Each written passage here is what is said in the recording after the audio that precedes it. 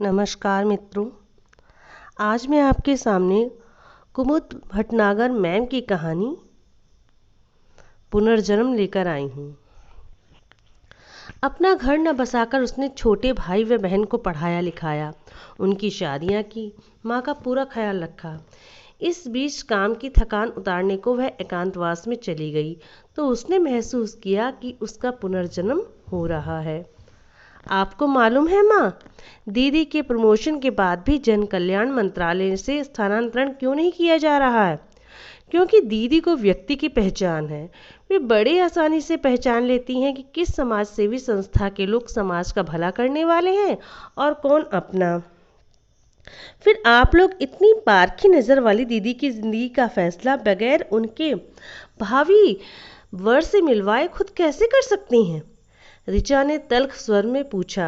पहले दीदी के अनुरूप सुव्यवस्थित दो लोगों को आप लोगों ने इसलिए नकार दिया कि वे दुहाजू थे, और जब एक कुंवारा मिल रहा है तो आप इसलिए मना कर रहे हैं कि उसमें जरूर कुछ कमी होगी। जो अब तक कुंवारा है, आखिर आप चाहती क्या हैं? शिखा की भलाई और क्या, माँ भी चिड़े स्वर में बोली।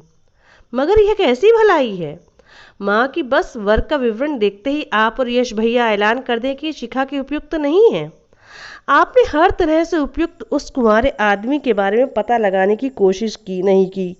उसकी अब तक शादी न करने की क्या वजह है? शादी के बाद यह कुछ ज्यादा नहीं बोलने लगी माँ? यश ने व्यंग से पूछा।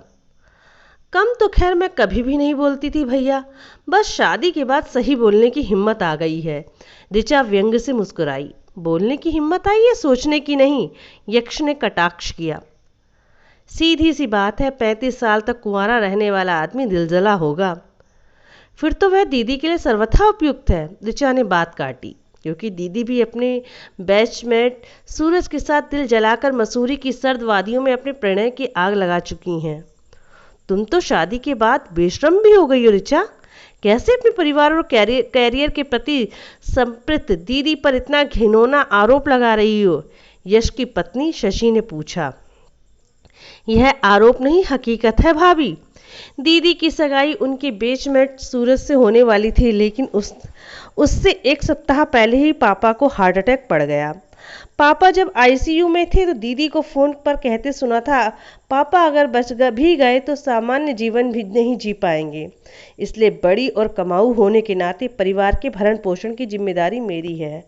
सो जब तक यश आईएएस प्रतियोगिता में उत्तीर्ण न हो जाए और ऋचा डॉक्टर न बन जाए, मैं शादी नहीं कर सकती सूरज। इन सब बातों को कई साल लग गए, सो बेहतर होगा कि तुम उसे भूल जाओ।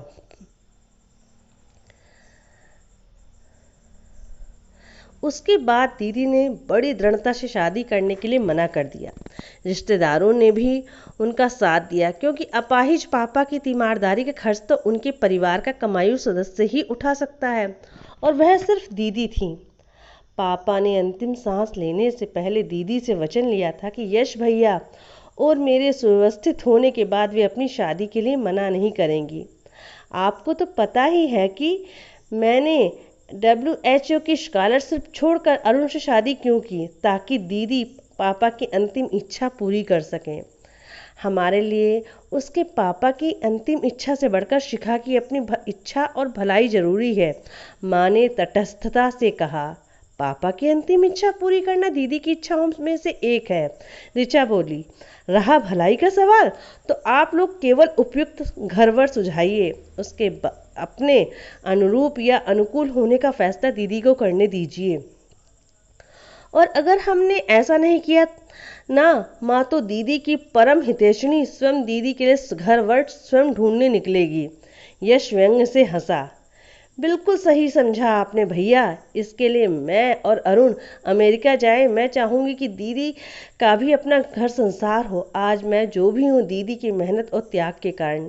सच कहिए, अगर दीदी ना होती तो आप लोग मेरी डॉक्टरी की पढ़ाई का खर्चा उठा सकते थे, ऋचा ने तल्ख स्वर में कहा। आपके लिए तो पापा की मृत्यु मेहनत से बचने का बहाना बन गई भैया, बगैर यह परवाह किए कि पापा का सपना आपको आईएएस अधिकारी बनाना था। आपने उनकी जगह अनुकंपा में मिल रही बैंक की नौकरी ले ली, क्योंकि आप पढ़ना नहीं चाहते थे। माँ भी आपसे मेहनत करवाना नहीं चाहती थी, फिर पापा के समय की आन बान बनाए रखने को आईएएस अफसर दीदी तो थी ही, नहीं तो आपके बजाय यह नौकरी माँ भी कर सकती थी। और आप पढ़ाई और दीदी शादी। ये गड़े मुर्दे उखाड़कर तू क्या कहना चाहती है? माँ ने झल्लाए स्वर में पूछा। यही कि पुत्र मोह में दीदी के साथ अब और अन्याय मत कीजिए। भैया की गृहस्थी चलाने के बजाय उन्हें अब अपना घर संसार बसाने दीजिए। फिलहाल उस डॉक्टर को विवरण मुझे दीजिए, मैं उसके बारे में पता लगाऊंगी। ऋचा ने उठते हुए कहा। वह हम लोग पता लगा लेंगे, मगर आप चली कहाँ? अभी बैठो ना, शशि ने आग्रह किया। अस्पताल जाने का समय हो गया है भाभी, कहकर ऋचा चल पड़ी। माँ और यश ने रोका भी नहीं, जबकि माँ को मालूम था कि आज उसकी छुट्टी है। ऋचा सीधे शिखा के ऑफिस गई। आपसे कुछ ज़रूरी बात करनी है दीदी, अगर आप अभी व्यस्त हैं तो मैं इंतज़ार कर लूँगी, उसने बगैर किसी भूमिका के कहा। अभी मैं एक मीटिंग में जा रही हूँ, घंटे भर तक तो चलेगी ही। तू ऐसा कर, घर चली जा, मैं मीटिंग ख़त्म होते ही वहाँ आ जाऊँगी। घर से तो आ ही रही हूँ, आप ऐसा करिए मेरे घर आ जाइए। अरुण की रात 10 बजे तक ड्यूटी है, जब तक हम आएंगे हमारी बात ख़त्म हो जाएगी। ऐसी क्या बात है ऋचा जो माँ और अरुण के सामने नहीं हो सकती? बहनों की बात बहनों में ही रहने दो दीदी। अच्छी बात है, शिखा मुस्कुराई। मीटिंग ख़त्म होते ही तेरे घर पहुंचती हूँ। उससे लगा ऋचा अमेरिका जाने के लिए कुछ खास खरीदने के लिए उसकी सिफारिश चाहती होगी। मीटिंग ख़त्म होते ही वह ऋचा के घर आ गई। अब बता क्या बात है? शिखा ने चाय पीने के बाद पूछा। मैं चाहती हूँ दीदी, मेरे और अरुण के अमेरिका जाने से पहले आप पापा को दिया हुआ अपना वचन की जिम्मेदारियाँ पूरी होते ही आप शादी कर लेंगी, पूरा कर लें।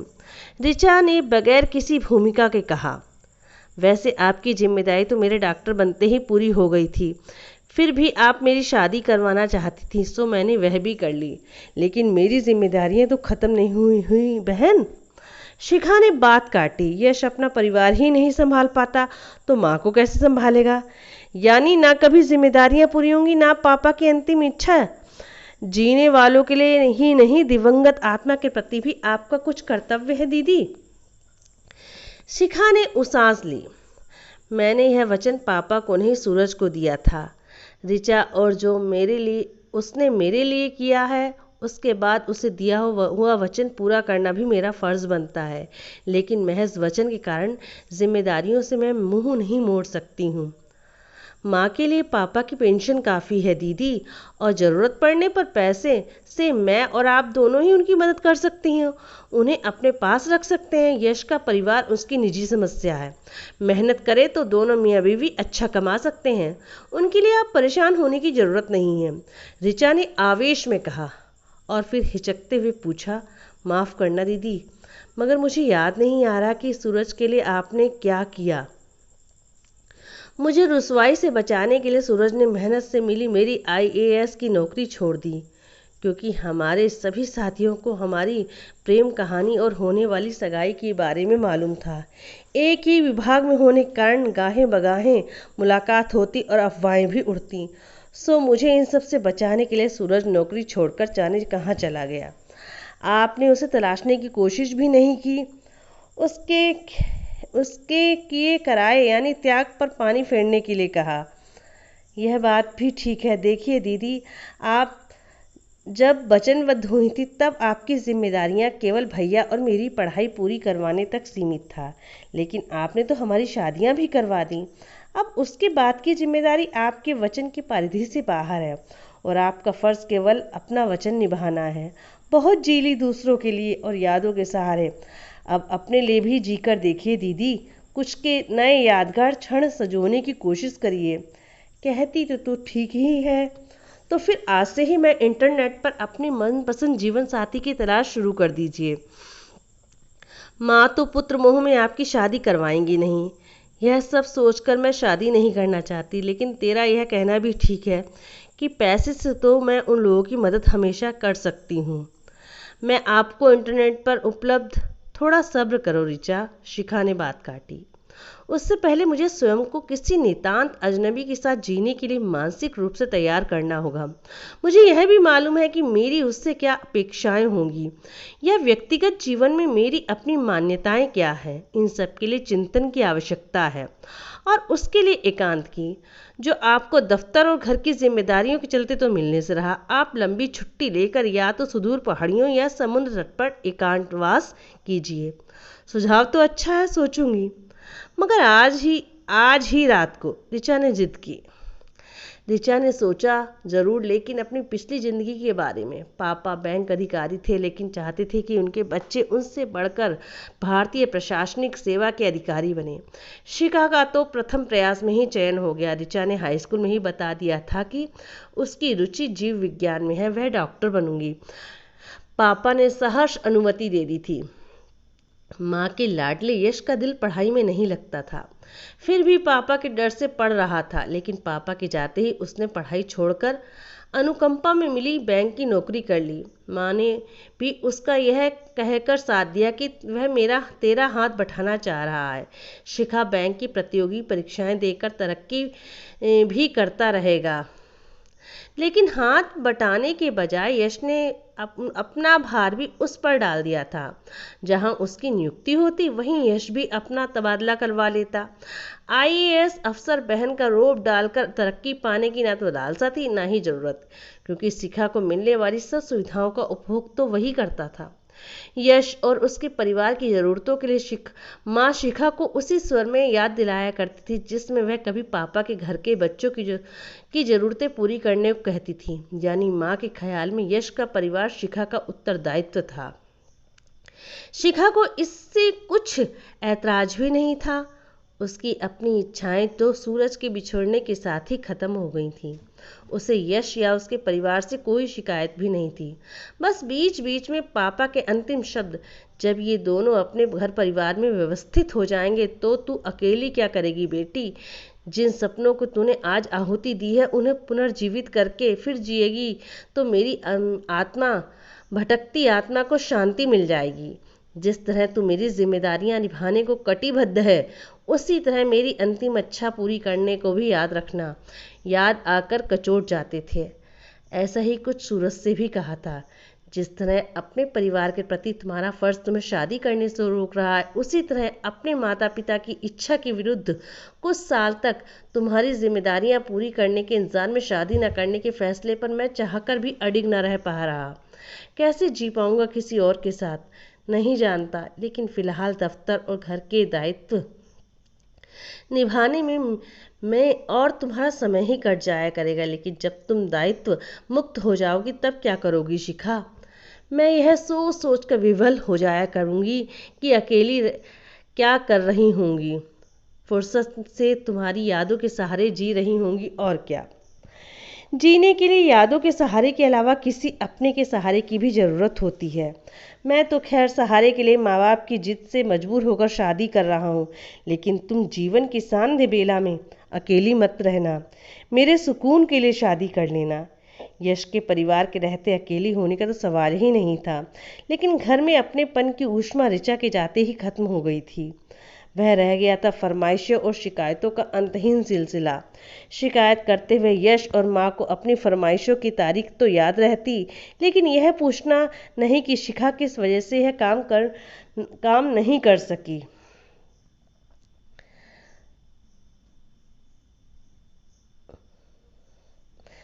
वैसे भी लगातार काम करते करते वह काफ़ी थक चुकी थी और छुट्टियां भी जमा थीं।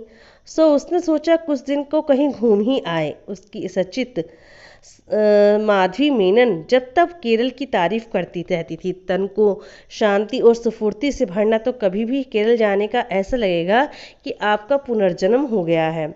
अगले रोज उसने माधवी से पूछा कि वह काम की थकान उतारने को कुछ दिन शोर शराबे से दूर प्रकृति के किसी सुरम्य स्थान पर रहना चाहती है, सो कहाँ जाए।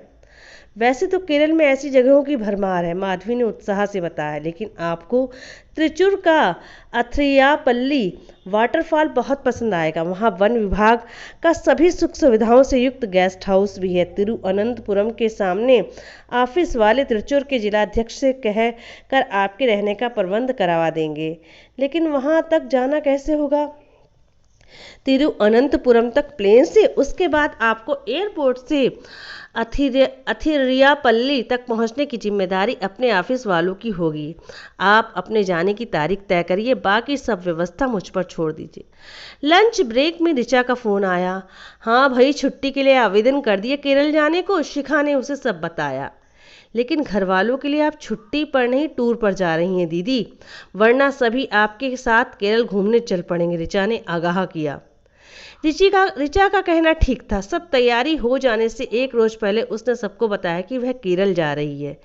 केरल घूमने तो हम सब भी चलेंगे, शशि ने कहा। मैं केरल प्लेन से जा रही हूँ, सरकारी गाड़ी से नहीं, जिसमें बैठकर तुम सब मेरे साथ टूर पर चल पड़ते हो। हम क्या प्लेन में नहीं बैठ सकते? यश ने पूछा। जरूर बैठ सकते हैं, मगर टिकट लेकर, फिलहाल मेरा तो कल सुबह 9 बजे का टिकट कट चुका है, कहकर शिखा अपने कमरे में चली गई। अगली सुबह सबने अपने ड्राइवर को कुछ फाइलें पकड़ाते हुए उसने कहा, मुझे एयरपोर्ट छोड़कर मेहरा साहब के घर चले जाना। ये 2 फाइलें उन्हें दे देना और 2 ऑफिस में माधवी मेनन को। प्लेन में अपनी बराबर की सीट पर बैठी युवती से यह सुनकर कि वह एक प्रकाशन संस्थान में काम करती है और एक लेखक के पास एक किताब की प्रस्तावना पर विचार विमर्श करने जा रही है, शिखा ने आश्चर्य से पूछा, आपने यहाँ लेखकों को कब से इतना सम्मान मिलने लगा? मैडम, आप शायद नहीं जानती, युवती खिसिया कर बोली। बेस्ट सेलर के लेखक के लिए कुछ भी करना पड़ता है। ये महानुभाव केरल से बाहर जाने को तैयार ही नहीं होते, सो बात करने के लिए हमें ही यहाँ आना पड़ता है। इससे पहले कि शिखा पूछती कि ये महानुभाव कौन है, युवती ने उसका परिचय पूछ लिया, यह जानने की वह IAS अधिकारी है और एकांतवास करने के लिए अथरियापल्ली जा रही है। बड़ी प्रभावित हुई और उसके बारे में अधिक से अधिक पूछने लगी। शिखा ने अपना कार्ड दे दिया। माधवी का कहना ठीक था। अथरियापल्ली वाटरफॉल वैसी ही जगह थी जैसा वह चाहती थी। गेस्ट हाउस में हर तरफ आराम था। बगैर अपने बारे में सोचे वह सभी प्रकृति की छटा को निरंतर बदलते रंग निहारने का आनंद ले रही थी। अगली सुबह ही सूरज को देखकर हैरान रह गई। तुम यहाँ? वह इतना ही कह सकी। हाँ मैं। सूरज हंसा। वैसे तो कहीं आता जाता नहीं, लेकिन यह जानकर कि तुम यहाँ हो, तुमसे मिलने का लोभ संवरण न कर सका। लेकिन तुम्हें किसने बताया कि मैं यहाँ हूँ? पल्लवी, यानी उस युवती ने जो कल तुम्हारे साथ प्लेन में थी, सूरज ने सामने पत्थर पर बैठते हुए कहा। असल में मैं उसके प्रकाशन संस्थान के लिए IAS प्रतियोगिता के लिए उपयोगी किताबें लिखता हूँ। पल्लवी चाहती है कि प्रतियोगिता में सफल होने के बाद सफलता बनाए रखने के लिए क्या करें। इस विषय पर मैं कुछ लिखूं, तो मैंने कहा कि मुझे नौकरी छोड़े कई साल हो चुके हैं और आज के प्रशासन के बारे में अधिक जानकारी नहीं है। तो उसने तुम्हारे बारे में बताया और कहा कि आपसे मिलकर आजकल के हालात के बारे में जानकारी ले लूं। पल्लवी को तो तुम्हारे एकांतवास में खलल डालने को मैंने मना कर दिया, लेकिन खुद को आने से ना रोक सका। ऐसे हैरानी से क्या देख रही हो? मैं सूरज हूं शिखा।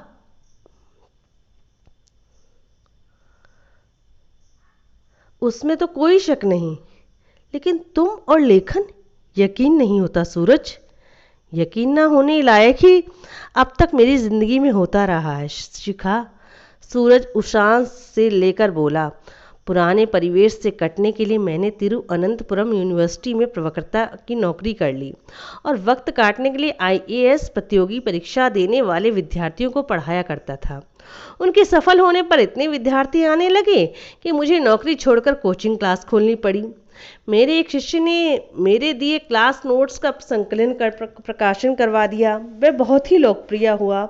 प्रकाशक इस विषय की और किताबों के लिए मेरे पीछे पड़ गए और इस तरह मैं सफल लेखक बन गया।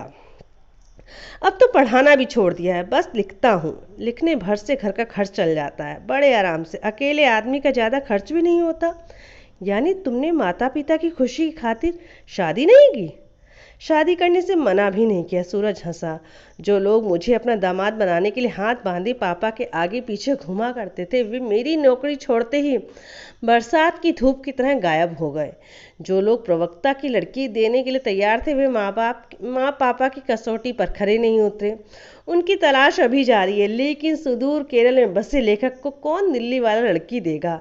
और तुम बताओ, यह एकांतवास किस लिए? संन्यास वन्यास लेने का इरादा है क्या?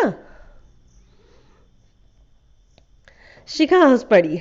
असलियत तो इसके विपरीत है सूरज। और उसने ऋचा के सुझाव के बारे में विस्तार से बताया। दूसरे शब्दों में कहें तो माँ बापा की तलाश खत्म हो गई। सूरज हंसा। वैसे तो मैं यहाँ से वापस जाने वाला नहीं था, लेकिन तुम्हारे साथ मैं कहीं भी चल सकता हूँ। मैं भी यहाँ आ सकती हूँ सूरज, लेकिन क्या गुजरे कल को आज बनाना संभव होगा? अगर तुम मुझे जिलाना और खुद को जिंदा रखना चाहो तो। शिखा के मोबाइल की घंटी बजी। यश का फोन था। दीदी, गुरमेल सिंह जब परसों दोपहर तक गाड़ी लेकर नहीं आया तो मैंने उसके मोबाइल पर आने के लिए फ़ोन किया, लेकिन उसने कहा कि वह मेहरा साहब की ड्यूटी में है, उनके कहने पर ही हमारे यहाँ आ सकता है। सो मैंने उनसे बात करनी चाहिए। परसों तो मेहरा साहब से बात नहीं हो सकी, वे मीटिंग में थे। कल बड़ी मुश्किल से शाम को मिले तो बोले कि वे इस विषय में कुछ नहीं कह सकते, बेहतर है कि माधवी से बात करूं। माधवी कहती है कि छुट्टी पर गए हैं। किसी भी अधिकारी को गाड़ी उसके कार्यभार संभालने वाले अधिकारी को दी जाती है, और परिवार के लिए गाड़ी भेजने का तो नियम नहीं है, लेकिन शिखा मैडम कहेंगी तो भिजवा देंगे। आप तुरंत माधवी को फ़ोन कीजिए गाड़ी भिजवाने को। जब परिवार के लिए गाड़ी भेजने का नियम नहीं है तो मैं उसका उल्लंघन करने को कैसे कह सकती हूँ? शिखा ने रुखाई से कहा। चाहे गाड़ी के बगैर परिवार को कितनी परेशानी हो रही हो, इतनी ही परेशानी है तो खुद ही गाड़ी का इंतजाम कर लेना भाई मेरे। यह आपको क्या हो गया दीदी? आप माँ से बात कीजिए। माँ एकदम बरस पड़ी। यह क्या लापरवाही है शिखा? तुम्हारे लिए बगैर गाड़ी ड्राइवर का इंतजाम किए टूर का बहाना बनाकर तुम छुट्टी मनाने के लिए निकल गई हो, शर्म नहीं आती? शिखा तड़प उठी। मैंने कब कहा था कि मैं टूर पर जा रही हूँ? और काम की थकान उतारने को छुट्टी मनाने में शर्म कैसी? अगर गाड़ी के बगैर आपको दिक्कत हो रही तो यश से कहिए इंतजाम करे, परिवार के प्रति उसका भी कुछ दायित्व है। यह तुझे क्या हो गया शिखा? यश कह रहा है तू एकदम बदल गई है। यश ठीक कह रहा है माँ। शिखा ने बात काटी। मेरा पुनर्जन्म हो रहा है, उसमें आपको कुछ तकलीफ तो झेलनी ही पड़ेगी। और वह सूरज की बाहों में लिपट गई। इस प्रकार ये कथा समाप्त हुई। इसलिए प्लीज़ आप मेरे चैनल को सपोर्ट करने के लिए प्लीज़ लाइक कमेंट शेयर ज़रूर करें। अपना इतना कीमती समय देने के लिए आपका बहुत बहुत धन्यवाद।